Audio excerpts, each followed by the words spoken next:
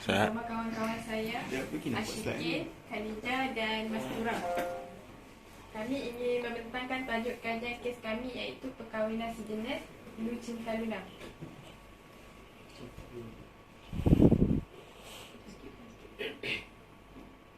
Okey, pengenalan. Perkahwinan sesama jenis juga dikenali sebagai pernikahan sejenis atau pernikahan gay adalah istilah yang merujuk kepada pernikahan antara dua individu yang memiliki jenis kelamin atau orientasi seksual yang sama. Ini adalah isu yang telah menarik perhatian besar dalam masyarakat dan publik, dan pendekatan terhadapnya dapat sangat berbeza di berbagai negara dan budaya. Di sisi lain, pihak yang menentang pernikahan sesama jenis seringkali didasarkan pada pandangan agama, budaya atau tradisi tertentu. Hujah yang biasanya diajukan meliputi pandangan pandangan bahawa pernikahan seharusnya hanya terjadi antara lelaki dan wanita kerana pandangan semula jadi atau tradisi sejarah. Macam perkahwinan sesama jenis ni dia pernikahan gay yang kita tahu. Sepatutnya kita kena kalau nak kahwin tu kita kena laki dengan perempuan, bukan laki-laki ataupun perempuan-perempuan. Okey, sebab pemilihan tajuk. Sebab kami memilih tajuk ini adalah kami mendapati bahawa hubungan dijalinkan sesama sejenis ini semakin berleluasa pada masa sekarang lah. Kali ini demikian kerana sehari-hari perkara ini banyak disiarkan di media massa. Contohnya macam yang berlaku kepada seorang selebriti dari Indonesia iaitu Lucinta Luna. Lucinta Luna merupakan seorang transgender yang asalnya merupakan seorang lelaki yang berubah menjadi seorang wanita. Lucinta Luna telah melakukan pembedahan menukar jantina dan pembedahan wajah. Lucinta Luna juga telah mengikat tali pertunangan dengan seorang lelaki Mat Saleh. Berita ini telah tular di media sosial baru-baru ini dan heboh dalam kalangan masyarakat sama ada dalam negara atau luar negara. Berdasarkan cerita ini, lebih membimbangkan apabila anak-anak muda yang melonjak dewasa ini akan terpengaruh oleh budaya barat yang dibawa oleh golongan ini. Hubungan ini dianggap terpesong daripada norma masyarakat yang wajar, bahkan semua agama menentangnya. Walau bagaimanapun, kegiatan ini tetap berlaku secara berleluasa akibat banyak faktor yang menyokong sehingga ada dalam kalangan mereka menuntut hak kesamarataan untuk diiktiraf. Oleh itu, kami akan membahas sedikit sebanyak tentang perkahwinan sejenis dalam pembentangan kami ini dan dapat mengambil iktibar daripada pembentangan ini. Okey, ini penyataan masalah. Pertama, pengaruh budaya barat merupakan faktor utama berlakunya hubungan sejenis. Okey, kalau kita tengok sekarang ni dekat negara lah macam kat Amerika apa tu kan, perkahwinan sejenis ni macam benda yang dah biasa. So kat sini lah berlakunya faktor utama berlakunya hubungan sejenis. Macam dah benda tu dah tular, macam dah tular ke semua negara macam tu. Okey, yang kedua, kurang didikan bapa dalam kalangan anak-anak mengenai isu hubungan sejenis. Okey, pendidikan ni dia mula pada rumah lah, pada ibu bapa. Kalau ibu bapa tak mendung anak-anak daripada kecil, mungkin mereka ni akan mudah terpengaruh lah dengan budaya barat, macam budaya barat semua ni. So ibu bapa ni perlu macam macam menjelaskan kepada anak-anak apa yang salah. Benda macam ni mungkin anak-anak yang mungkin yang bawah umur ni macam mudah untuk pengaruh lah, macam kurang pendidikan macam tu. Okey, yang ketiga, kurang ilmu pengetahuan tentang agama. Kalau kita tengok anak muda sekarang ni macam dah kurang kita ilmu agama tu, tak berat lah. Macam ada ilmu apa, macam ada kelas agama apa tu, macam aku tak rasa nak pergi pun macam tu. Lepas tu kat situlah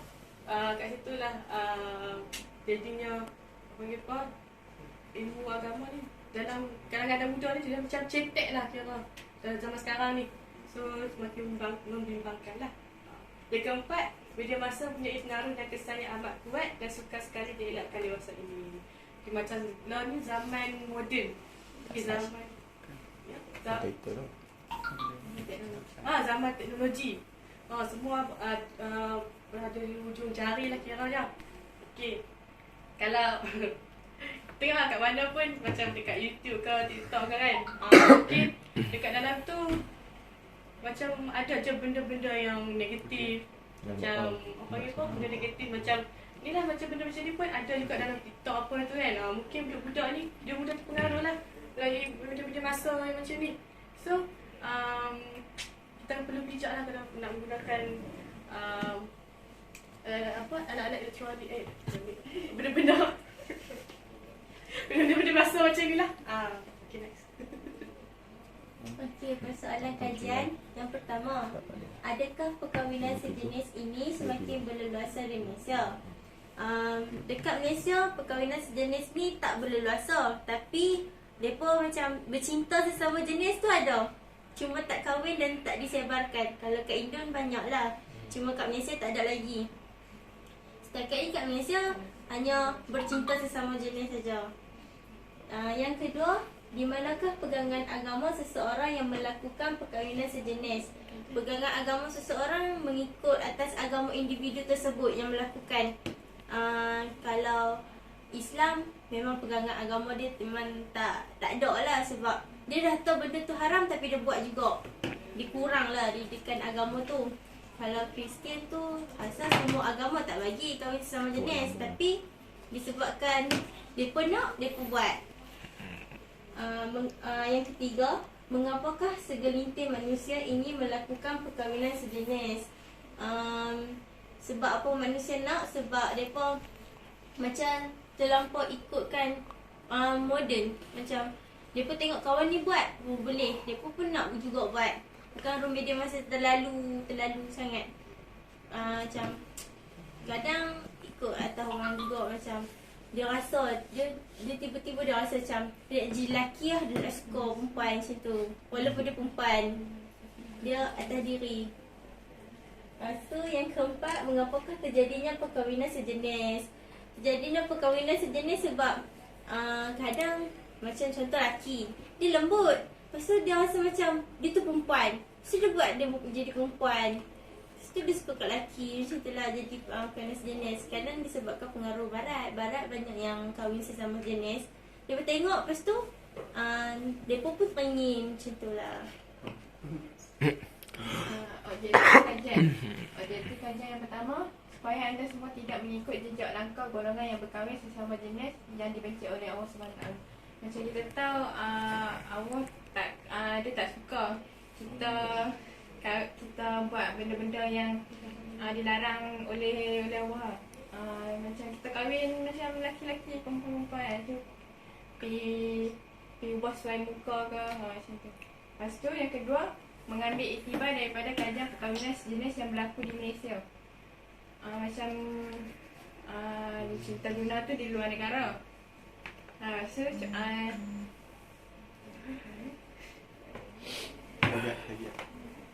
Sajak kata Saja tak kahwin. tapi dia tukar tu transgender. Ni dia boleh pasal kahwin sama jenis. Okey, yang Ya, ketiga, sorry. mendekatkan diri dengan Allah setelah belajar ilmu agama. Macam kita kena buatkan ilmu agama lebih mendalam, pergi belajar dengan ustaz kalau yang kita tak tahu benda agama kan. Oh. Lepas tu pergi dengar ceramah-ceramah. Seterusnya, perkembangan isu semasa. Ni gambar-gambar perkembangan isu semasa yang pasal Cinta Luna. Ish. Baru-baru ni Cinta Luna up dekat TikTok yang mengatakan dia sedang mengandung. Tapi dia lelaki. Ya, tapi dia lelaki. Betul. Lepas tu dia pun semua awal dia, masa sebelum tu dia pernah pergi wawancara. Lepas tu yang hak host tu host tanya dia macam macam mana dia tak mengandung macam nak tahu. Lepas tu dia cakap rahim dia kena buang sebab tu dia tak mengandung. Tiba-tiba tuk-tuk dia up kat TikTok, dia kata dia mengandung. Tunjuklah perut dia. Lepas tu jadi kes ha. Semua bakat macam duk kata kat dia pun dia macam buat tak tahu. Dia buat tak heran macam tu. Yang sungguh lah tak ha. Dia buat Dia pun cakap bubuh bantai je. dia bantai. Banyak. Sebab dia pakai macam dress ketat kan. Lepas tu nampak lah macam perut dia tu. Dia dah Baby bump. tunjuk. Baby Macam bump. tu. 5 bulan dah main.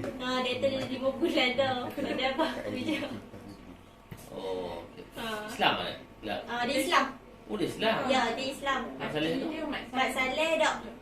Ni aku dah tak ada. Indon kan dia kan tu boleh campur-campur agama. Satu rumah pun ada banyak agama kan. So dia cerita kisah yang tu. Okey, Vera. Okey, ada tu. Kalau kita nak. Okey, faktor pergaulan bebas. Yang pertama, daripada pihak sekolah kan. Kalau kita pihaknya kegagalan pihak sekolah bertindak pantas dan telus dalam isu ini turut menjadi faktor yang mendorong meluasnya masalah ini.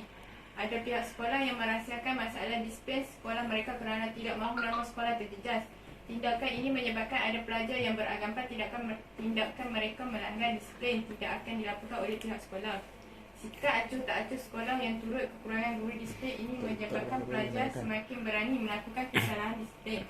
Oleh itu, cara pihak sekolah menangani masalah disiplin turut menentukan peningkatan masalah disiplin pelajar. Macam kalau kat sekolah dulu, macam kalau budak-budak buat masalah, macam mereka ada buat masalah yang jenis macam jenayah ke apa-apa kan. Cikgu tu dia akan macam memang dia marah tapi dia takkan bagi tahu kat pihak pula, macam pergi bagi tahu polis ke apa-apa yang untuk sagi sebab takut sekolah tu terjejas. Lepas tu sebab tu macam budak-budak fikir macam cikgu ni macam tak kisah apa dia pun buat benda tu. Lepas tu dia pun akan buat benda tu. Okey, yang kedua, tahap iman yang lemah. Kebanyakan remaja yang terlibat dalam pergaulan bebas mempunyai kelemahan iman. Ketandusan ilmu dan kurangnya penghayatan agama mendorong seseorang itu dikuasai nafsu daripada menggunakan akal fikiran yang waras. Tahap iman manusia hidup dalam jiwanya yang lemah dan kosong.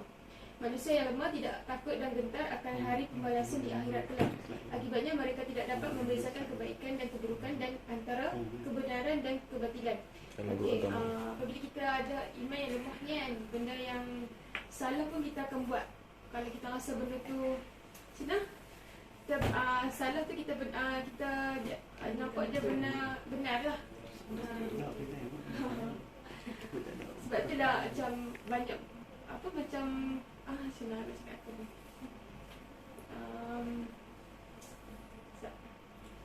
Macam dia dah tahu benda tu haram tapi dia nak buat juga. Dia macam ada rasa macam seronok dia buat benda tu. Video bawah. Ya, betul. Terus. Okey. Cinta remaja. Okey. Dunia cinta remaja. Di zaman moden ini, pergaulan bebas antara lelaki dan perempuan yang bukan mahram telah dilihat sebagai satu kemajuan dalam pembentukan masyarakat yang lebih maju. Tetapi bukan sebagai pelanggaran perintah Allah SWT. Memang lumrah perasaan ingin berpasangan semakin memuncak ketika berada di alam remaja. Tapi sekiranya perasaan ini tidak dikawal, sudah tentu ini akan menimbulkan gejala-gejala sosial seperti pergaulan bebas, anak luar nikah, zina dan sebagainya. Okey. Di zaman kita remaja ni lah, apa kita ni perasaan kita nak cuba benda baru tu, buat lah macam tu. Okey. Lepas tu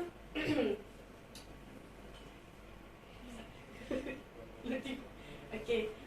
So budak-budak ni biasa kan kita ni suka nak buat benda-benda yang tak pernah buat. Macam bercinta apa semua tu kan.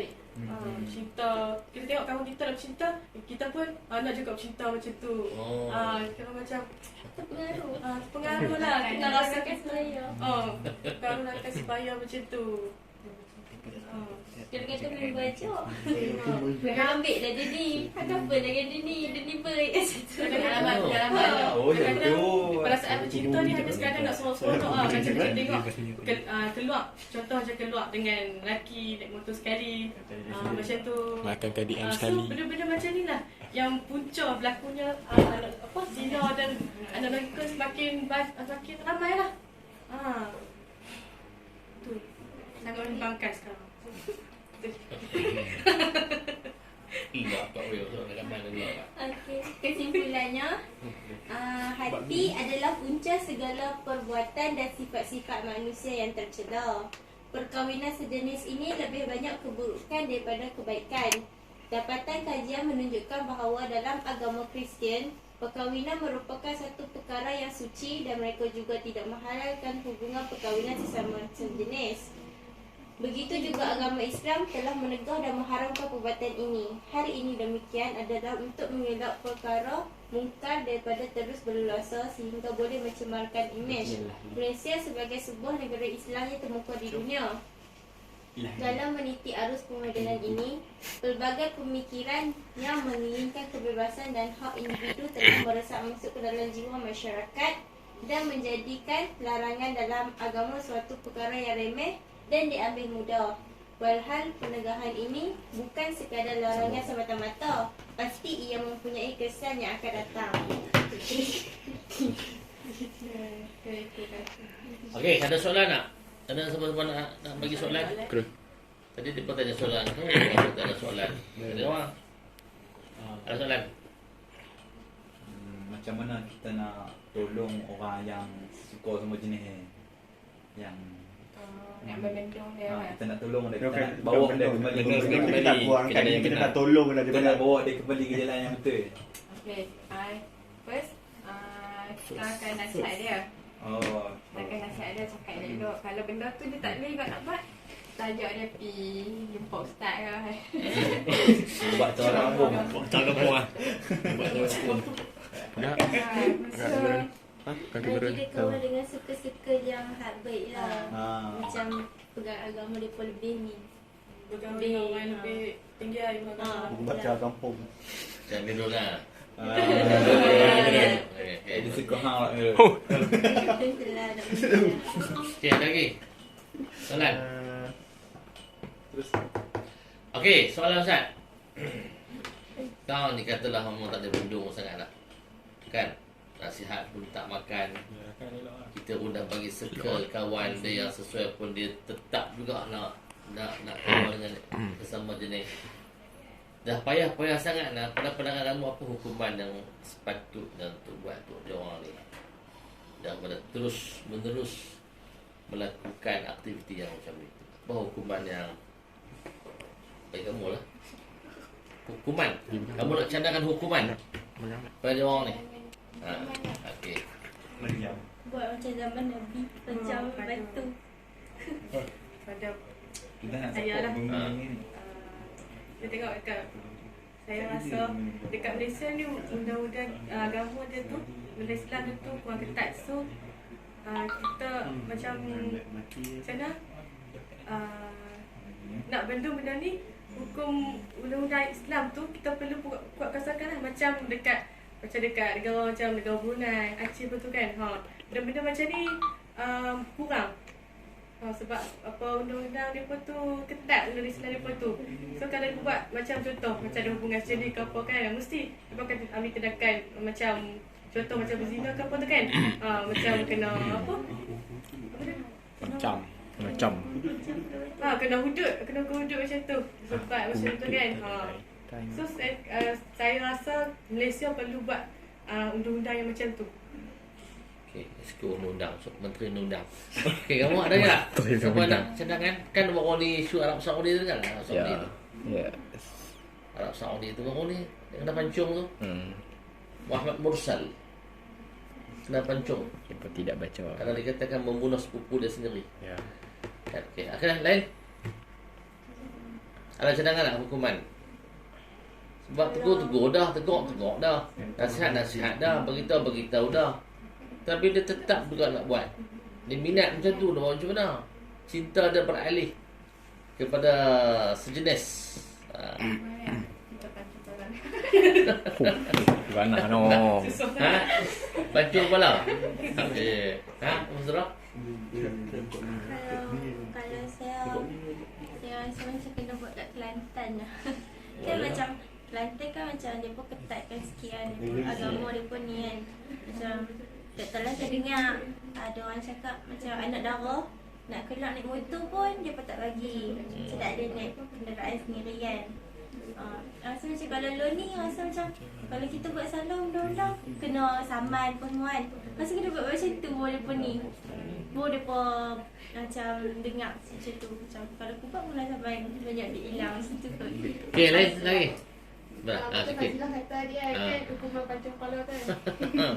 Betul? Bijai tak tekan. Okey, kalau kita buat Bijak tak hukuman tekan, kan, dia biar, mesti dia pakai macam Bijak. rasa takut lah nak buat benda tu. Tekan ni macam bagi kena tu. Takut Dia biar je. Kalau lepas takkan dah lepas nak mati awal. Dia pun macam fikir banyak dosa pun dah buat. Lepas tu mesti dah Rotan nak lah, buat rotan. dulu. Tapi boleh jadi dia buat senyap-senyap, orang tak tahu. Rotan, dia persebatan. Mulut orang ni dia bercakap. Okey, baik. Terima kasih atas pembentangan.